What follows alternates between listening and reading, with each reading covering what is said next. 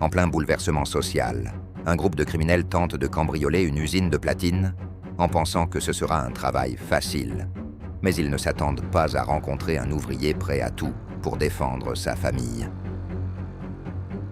Le film se déroule dans la ville de Los Angeles en avril 1992, à une époque marquée par les abus policiers et les conflits de classe. C'est dans ce monde que notre protagoniste, Mercer, un ex-détenu qui vient d'obtenir la garde de son fils adolescent Twan, a dû vivre. Pendant le petit déjeuner, ils entendent à la radio les nouvelles concernant Rodney King, un chauffeur de taxi noir qui en 1991 a été passé à tabac par des policiers pour un simple excès de vitesse. Après un an de procès, le juge rendra sa décision sur l'affaire. La ville pourrait brûler pour cette décision.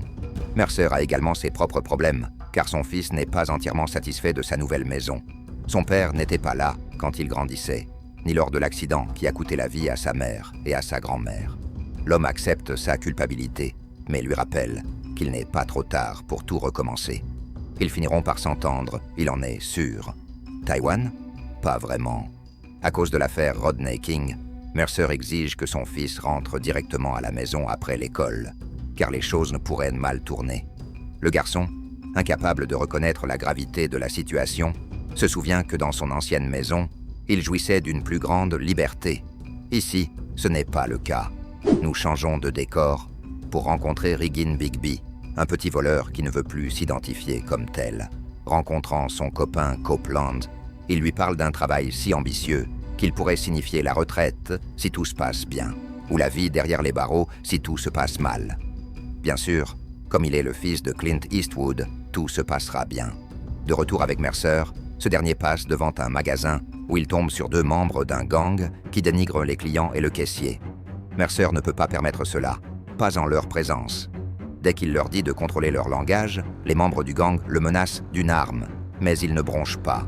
Ce n'est pas la première fois qu'il est menacé d'une arme.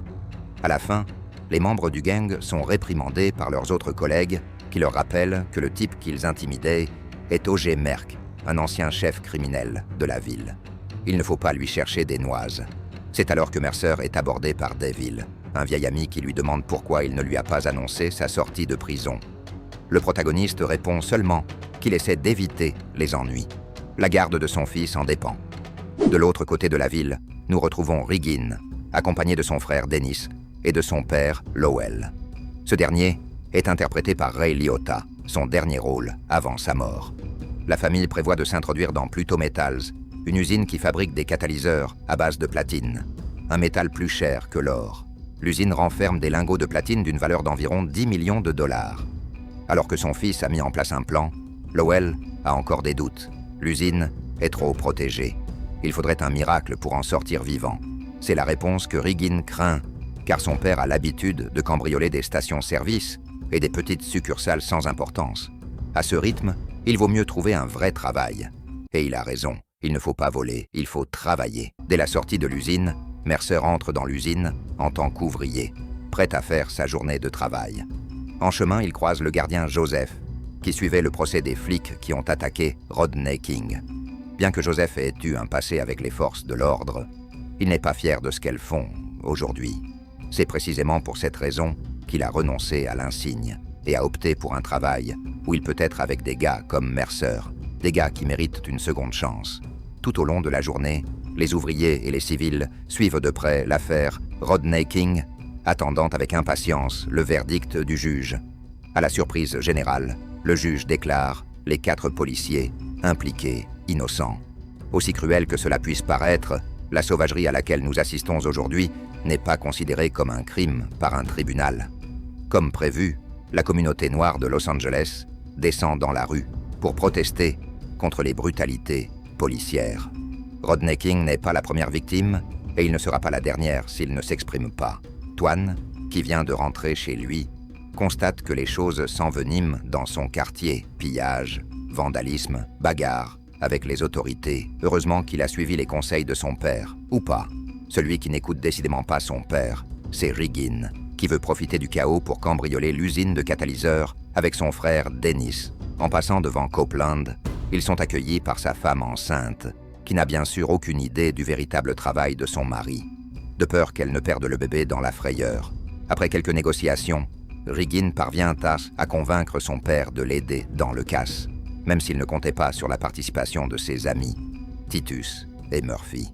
Pour sa défense, Lowell prétend qu'ils offrent plus de sécurité que ses propres enfants. En raison de manifestations dans la ville, les travailleurs de Pluto Metals sont renvoyés chez eux plus tôt que prévu. Tous s'y pliant, sauf Mercer, qui demande à Joseph la permission de passer la nuit à l'usine avec son fils. C'est préférable à un séjour dans son quartier, qui ressemble désormais à Sodome et Gomorrhe. Le protagoniste rentre à peine chez lui qu'il découvre que son fils a disparu. De tous les moments où il a pu s'enfuir, c'est celui-là qu'il a choisi. Dans le même temps, Riggin et son équipe de voleurs se rendent prudemment à l'usine, au milieu des émeutes qui se multiplient. Cela leur convient parfaitement, car de plus en plus de policiers doivent s'occuper de ces affaires, tout en laissant d'autres endroits sans surveillance. L'usine, par exemple. Alors que Joseph s'ennuie dans les couloirs, les voleurs se débarrassent du garde à l'entrée. C'était le seul obstacle auquel ils s'attendaient lors des manifestations. Mais imaginez leur surprise lorsqu'ils tombent sur Joseph dans les couloirs. Riggin opte immédiatement pour la diplomatie, déclarant qu'il n'y a aucune raison pour que quiconque soit blessé. Lowell, quant à lui, n'est pas du genre à laisser des témoins sur place, et son coéquipier Murphy le sait. Dès que Joseph touche à son arme, Murphy l'arrose de balles en un clin d'œil. Face au cadavre du gardien, les criminels s'affrontent sur ce qui s'est passé. Ce sont des voleurs, pas des assassins. C'est du moins la façon de penser de Riggin, à l'opposé de celle de Murphy. Finalement, Lowell accepte une trêve entre les deux pour qu'ils fassent ce qu'ils sont venus faire. De retour avec le protagoniste, nous le voyons partir à la recherche de son fils au milieu du chaos, où il rencontre le gang de Devil. Bien qu'ils ne sachant pas où se trouve Twan, ils lui offrent au moins une arme pour sa propre sécurité. L'homme refuse de l'accepter, car sa seule priorité est de retrouver son fils. D'ailleurs, ce dernier n'est pas très loin, et il n'est pas non plus en odeur de sainteté. Il s'est laissé emporter par la colère de ses voisins et se retrouve à vandaliser un magasin aux grandes dames de son père. À l'usine, les voleurs parviennent à s'emparer du coffre-fort en platine. Il s'agit maintenant de l'ouvrir, pendant que tout le monde se concentre sur cette tâche. Ce qui déclenche l'alarme de l'usine et menace d'enfermer le coffre dans une autre structure. Face à cet échec, Riggin s'empare du chariot élévateur et le place rapidement entre le coffre-fort et la structure. Bien qu'il y parvienne, il emporte avec lui la jambe de son ami Copeland. Un problème en remplace un autre. Ils ne peuvent pas libérer Copeland sans déplacer le chariot élévateur. 10 millions de dollars ou la jambe de votre ami? Que choisissez-vous? Ma décision est assez claire. L'argent, bien sûr. Pendant que les voleurs prennent leur décision, Merck continue à conduire jusqu'à l'usine et à faire face à la rébellion de son fils. Il ne sait que trop bien ce qu'il ressent, pour en avoir fait l'expérience en 1965 lors des émeutes de Watts. Un cas réel, comme celui de Rodney King. Merck était lui aussi animé par la rage, jusqu'à ce qu'il comprenne qu'il ne servait à rien de détruire ses propres affaires. Regardez les rues, par exemple, pas d'ambulance, pas de pompiers, pas de service pour aider la communauté noire. Ils n'ont pas d'importance pour ceux qui sont au sommet. En fait, ils agissent comme ils attendaient qu'ils agissent. En chemin, le père et le fils tombent sur des vandales qui tentent de voler la voiture d'un couple innocent. Merck, peu enclin à rester les bras croisés, s'oppose aux gangsters et finit par en venir aux mains. Le couple récupère sa voiture et s'enfuit. Twan, assis sur son siège, observe avec étonnement la situation et reconnaît que son père n'est finalement pas si mauvais que cela. En fait, Merck ne se considère pas du tout comme un exemple à suivre. Au contraire, toute sa vie lui semble être un exemple de ce qu'il ne faut pas faire. Au moins, il a la possibilité de revenir sur les pas de son fils. En quittant le quartier, ils sont arrêtés dans un poste de police où ils sont interrogés comme des criminels, alors qu'une famille blanche peut simplement passer. Malgré la frustration de son fils, le protagoniste choisit de coopérer avec les autorités, même si elles n'ont pas de mandat pour les fouiller. La brutalité est telle que l'homme est abattu simplement parce qu'il leur a demandé d'être gentil avec son fils. Finalement, les flics les relâchent lorsqu'ils ne trouvent rien de compromettant dans leur voiture. Mais l'humiliation restera à jamais gravée dans leur mémoire. De retour à l'usine, Titus et Murphy rencontrent Joseph dans le bureau et s'assurent de le tuer. Cette fois, c'est pour de bon. Alors qu'ils ouvrent le coffre-fort, ils sont contraints de s'arrêter à cause d'un hélicoptère de la police qui plane au-dessus d'eux. Bien qu'attirés par l'alarme de Joseph, les officiers finissent par quitter les lieux, croyant à un simple accident. Les voleurs reviennent immédiatement sur les lieux et parviennent à forcer le coffre-fort et à accéder au lingot de platine qu'il contient. Eh bien, Copeland, tu as assez d'argent pour t'acheter une nouvelle jambe, bien meilleure que l'ancienne. Comment avez-vous amputé une jambe sans le tuer? Ne me le demandez pas. Merck et Twan arrivent bientôt à l'entrée de l'usine, où ils ne sont pas accueillis par le garde comme d'habitude, mais n'en pensent pas moins. Au lieu de cela, le garçon s'enfuit aux toilettes, et je suppose que son envie de faire un s'est envolée, parce qu'il ne s'attendait pas à rencontrer un autre gars, et encore moins un gars armé. Parallèlement, Merck découvre le cadavre de Joseph dans son bureau, et ne peut s'empêcher de pousser un cri de surprise. N'ayant pas le temps de pleurer, il s'empare du revolver de son défunt ami, et se prépare à se venger.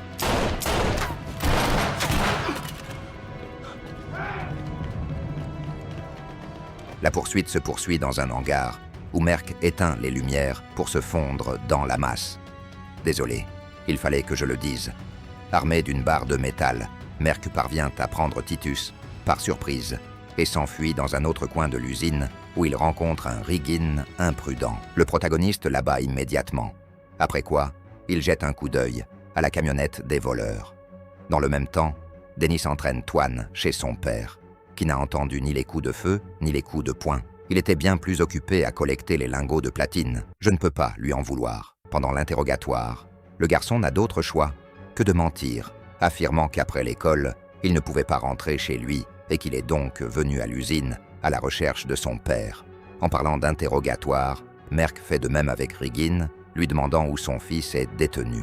Riggin, qui n'en sait rien, se contente de dire que cela ne se passera pas bien pour lui, ce à quoi Merck répond que cela ne se passera bien pour personne. On le voit ensuite se déplacer dans l'usine jusqu'à l'emplacement du coffre-fort. Là, il trouve son fils entre les griffes de Lowell, qui décide de le laisser partir, à condition qu'il rentre chez lui. Copeland n'est pas aussi chanceux, car Lowell lui tire dessus parce qu'il a été agacé par ses cris de douleur. Après avoir pris connaissance de la carte d'identité de Twan, il l'avertit qu'il subira le même sort que Copeland s'il ose parler à la police. Cela dit, le garçon est enfin libre de partir, du moins en apparence, car Lowell l'arrête dès que ses hommes l'informent qu'il y a un autre intrus dans l'usine, plus précisément son père. Les voleurs acceptent alors de l'utiliser comme appât dans le but de faire sortir Merck de sa cachette. Bien sûr, ils n'entrent pas dans leur jeu. À la recherche de Riggin, Murphy et Titus découvrent qu'il manque le rotor d'allumage de leur camionnette. L'utilisation d'une autre voiture n'est pas envisageable, car les lingots sont trop lourds. Malgré ce contretemps, Lowell insiste pour maintenir son plan avec Twan, comme cheville ouvrière. Sur le toit de l'usine, le protagoniste aperçoit un hélicoptère en vol stationnaire et tente d'attirer son attention, sans grand succès. Soudain, Murphy l'attaque par derrière et réclame le rotor du van. Mais O.G. Merck ne s'agenouille devant personne. Le premier tombe. De retour auprès de Riggin, Merck lui raconte le meurtre de Coplando par Lowell et la menace qui pèse sur son fils. Il n'y a pas d'honneur parmi les voleurs. Même si cela lui fait mal de le dire, Riggin admet que cela ressemble à ce que ferait son père, et il trouve que c'est un miracle que Twan soit encore en vie. C'est un témoin, et son père n'a pas l'habitude de laisser des témoins. À ce moment-là, Dennis, nerveux, demande à Twan s'il sait où se trouve son frère, ce à quoi le jeune homme lui rappelle qu'il vient de voir son père tuer un homme de sang-froid. S'il savait où se trouve Riggin, il l'aurait dit depuis longtemps. Dennis reconnaît qu'il dit la vérité et lui promet qu'il s'en sortira indemne. Difficile de tenir cette promesse avec un type comme Lowell dans le coup. Lassé d'écouter, Lowell tente de contacter Merck par l'intermédiaire des porte-voix et de la voix de son fils. Il peut le ramener. Il lui suffit de lui remettre Riggin et le rotor de la camionnette. Cependant, Riggin lui-même prévient le protagoniste qu'il ne peut pas se fier à la parole de son père. Furieux, Merck demande de l'aide pour récupérer son fils. Alors que les voleurs chargent les lingots dans la camionnette, Merck apparaît avec Riggin, en sa possession, prêt à conclure l'échange. Lowell, comme prévu, ne veut pas le laisser partir si facilement, pas après qu'il ait tué l'un des siens. Le criminel touche à peine à son arme.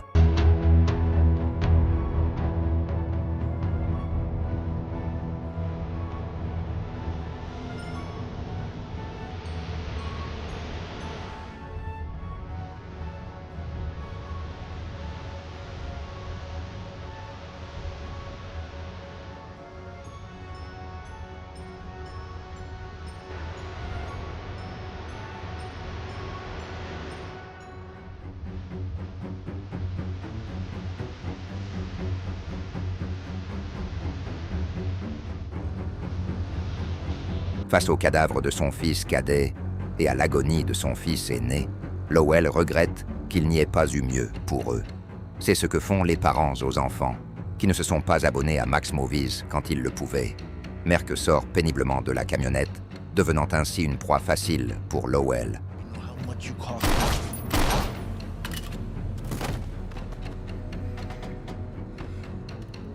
Ils peuvent toujours recommencer. C'est ainsi que s'achève cette histoire de paternité intense et criblée de balles. Bien qu'il s'agisse d'une pure fiction, les événements qui l'ont entouré étaient réels et nous rappellent que notre société a encore beaucoup de progrès à faire